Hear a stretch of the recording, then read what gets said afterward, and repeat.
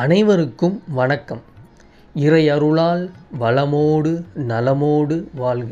கந்த புராணத்தின் சிறப்பை பற்றி ராமாயணத்தில் கூறப்பட்டிருக்கிறது தெரியுமா? ஆம், வால்மீகி எழுதிய ராமாயணத்தில் முருகப்பெருமானை பற்றி விஸ்வாமித்திரர் ராம லட்சுமரிடம் கூறுவதாக எழுதப்பட்டிருக்கிறது. விஸ்வாமித்திரர் காட்டில் வேள்வி ஒன்று செய்வதாக எண்ணம் கொண்டார்.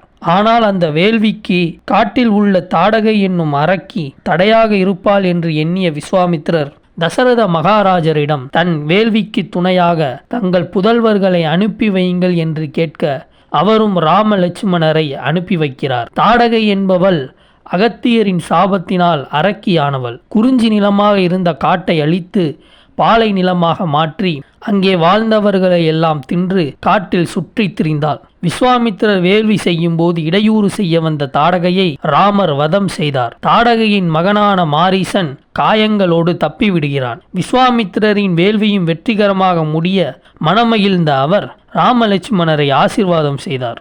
இந்த நிகழ்ச்சியெல்லாம் நடப்பதற்கு முன்பு விஸ்வாமித்திரர் ராம லட்சுமணர் இருவருக்கும் பல மந்திர உபதேசங்களையும் தெய்வ கதைகளையும் கூறினார். அப்போதுதான் குமார சம்பவம் என்ற தலைப்பில் முருகப்பெருமானுடைய புராணத்தை விஸ்வாமித்திரர் ராம லட்சுமணர் இருவருக்கும் கூறுகின்றார்.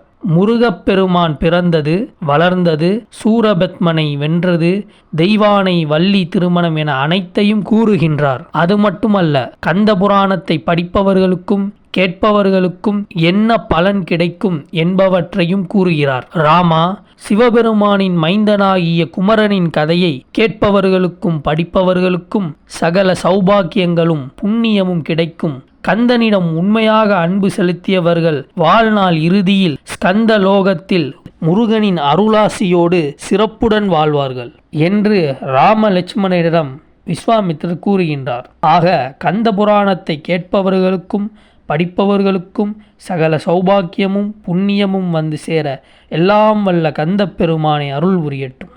இறை அருளால் வளமோடு நலமோடு வாழ்க. நன்றி.